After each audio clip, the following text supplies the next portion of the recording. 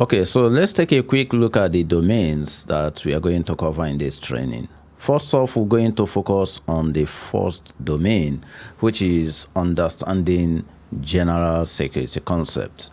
So let's take a look at what that first domain is going to cover, the subtopics that we're going to dissect within that domain one. Going to take a look at what cybersecurity is. In fact, some people think cybersecurity and information security, those words can be used interchangeably, but they are not actually the same. Okay, so we're going to define what cybersecurity is and how is that different from information security. We'll now move to the CIA triad, the confidentiality, integrity, and availability. We see what controls that we need to put in place within our organization to ensure that CIA is fully implemented. And then we'll move ahead to the principle of information security. So the principle of least privilege, segregation of duties, all of those thoughts, we're going to go through them and see the use cases of each within the enterprise. And then one interesting thing that we are going to discuss in this domain one is the security control frameworks like the ISO 27001 and other control frameworks that there are out there. Regardless of what or which controls the organization is adopting, we're going to see the benefits of security control frameworks to organization and different controls that are available depending on the line of business that your company is into. And then from there, we'll move on to access control. We're going to look at what access control is, how access controls can be implemented, and then we'll look at categories of controls from administrative to technical or logical to physical control. And we'll look at control types from preventive, detective, corrective, directive, compensating controls, etc. And we're going to explain with examples these types of controls and categories of controls. We also look at the AAA, the IAAA, which is identification, authentication, authorization, and accounting, and their usefulness within the IT environment. And then we'll move on to the cybersecurity job roles. Different job roles exist within this field, like GRC, SOC analyst, etc. And we're going to see the skills that you need to have to arm yourself as a security professional. And it's surprising that even if you are transitioning to tech, you are not already a cyber pro. There are some wonderful skills that you already do possess that will be needed in the cyber career, like communication and some other soft skills that you already have. You can actually transfer the skills from your current job experience into the tech field that you are trying to move into. Okay? So having gone through the different topics we're going to cover within this domain one, we're going to, in this video, focus on the number one, which is understanding what exactly is cybersecurity and differentiating cyber from InfoSec or information security. Okay, so that's what we're going to cover in this video. And let's jump straight into what cybersecurity is and then begin to differentiate cyber from InfoSec. So cybersecurity is basically the practice of enforcing confidentiality, integrity, and availability within your enterprise environment. So confidentiality ensures that unauthorized users are prevented from accessing sensitive information. Integrity also ensures that you do not make changes to data except you have been authorized to do so. So unauthorized individuals are prevented from making any sort of change. Even authorized individuals are also prevented from making bad changes to systems. The availability ensures that the business continues and our IT systems, applications are always available for authenticated users to be able to access those resources whenever they need to. So if we have in place measures to enforce confidentiality, to enforce integrity of data, to enforce system uptime and availability, then that means that we are practicing cybersecurity. All right. So by so doing, we will be able to protect our computer networks. We will be able to protect devices that are connected to this computer network. and most importantly, the human lives. Human safety should be your priority as a security professional. So the humans making use of the technology should also be protected. Very, very important. And not forgetting the data that are stored on these devices. We need to protect this data from unauthorized access or from any form of criminal exploitation. That's actually the definition of cybersecurity, enforcing the CIA triad. It's all about protecting digital assets. Think of anything connecting to the internet. That's where cyber comes in.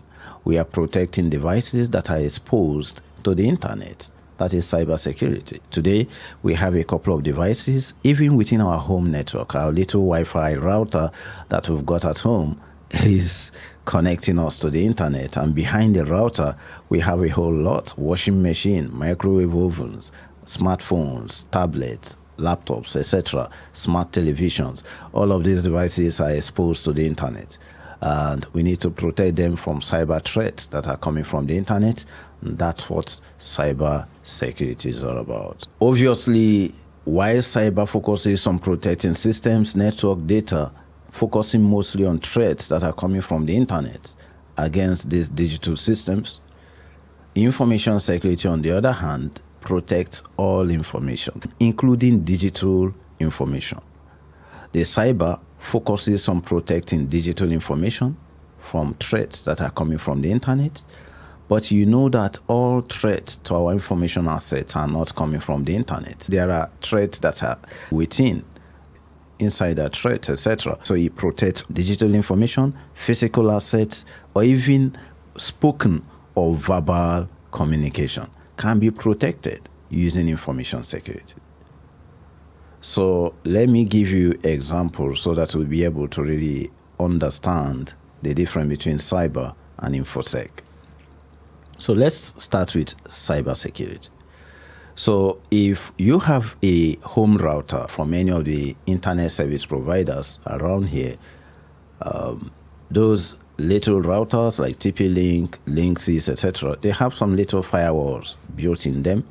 And those firewalls, if they are well set up, they are good enough to protect our home devices like our phones, our laptops, our smart televisions, etc., from unauthorized access from the internet.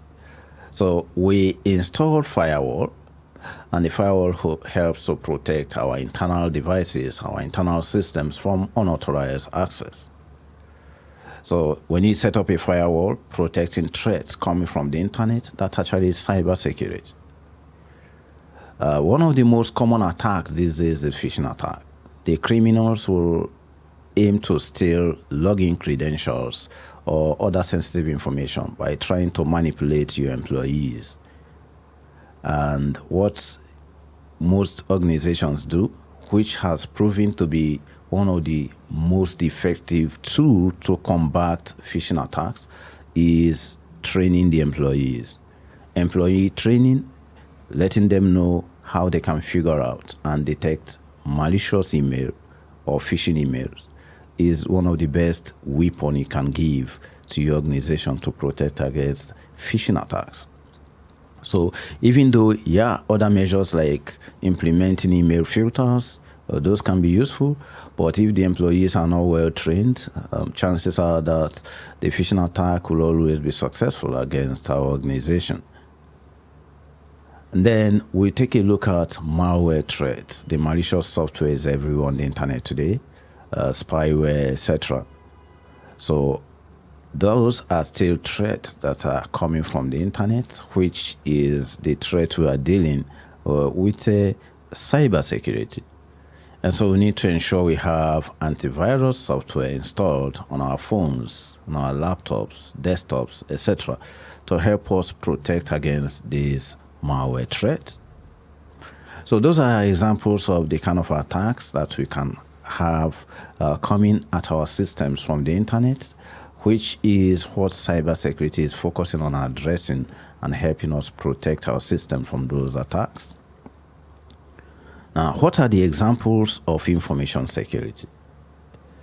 Well, let's look at file cabinet. Okay, so in your organization, you probably have a filing cabinet.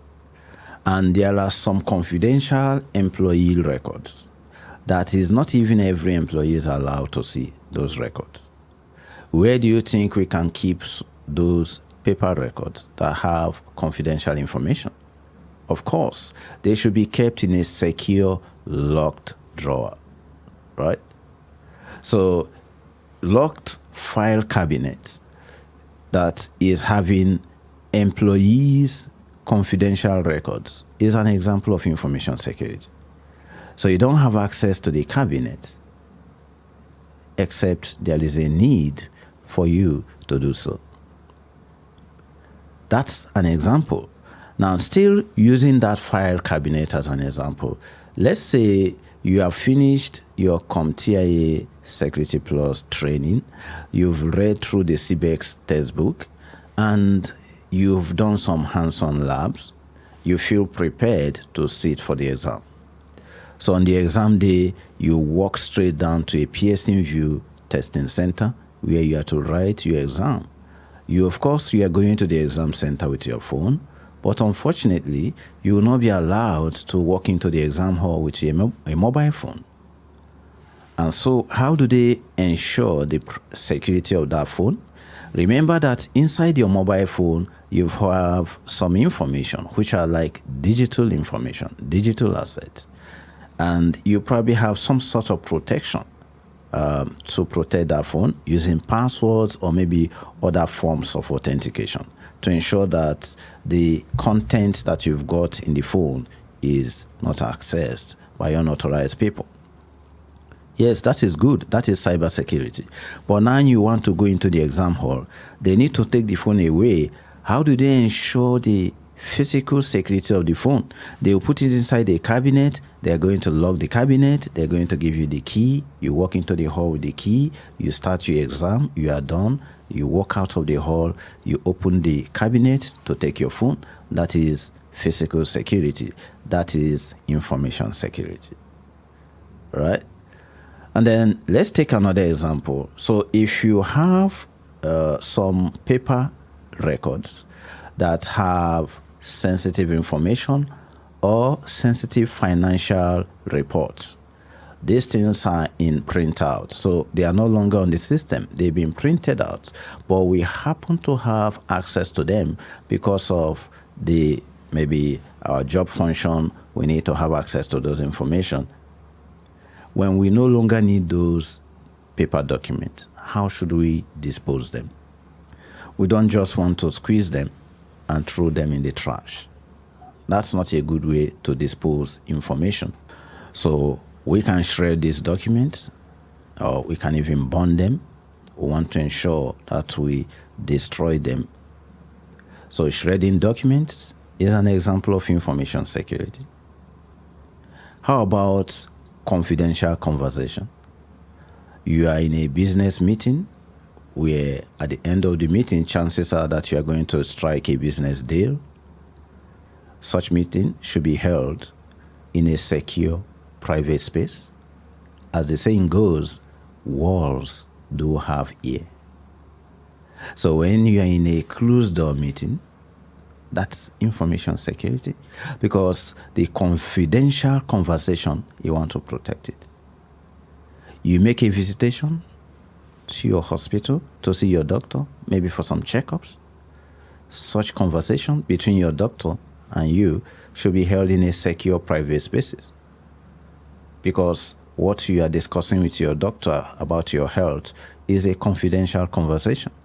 That's information security. All right, so we can go on and on to give examples of information security, but just know that information security protects all information, both digital, physical, or spoken or verbal information. So in this video, we have seen that cybersecurity focuses more on protecting digital assets, anything connecting to the internet, while information security protects just any information from digital, physical, or even verbal communication. It ensures that unauthorized access is denied or prohibited, no disclosure, no alteration or destruction, okay, except those actions are authorized. So that's the size of this video. And in the next presentation, we are going to look at the benefits of cybersecurity to organizations. Thank you for watching.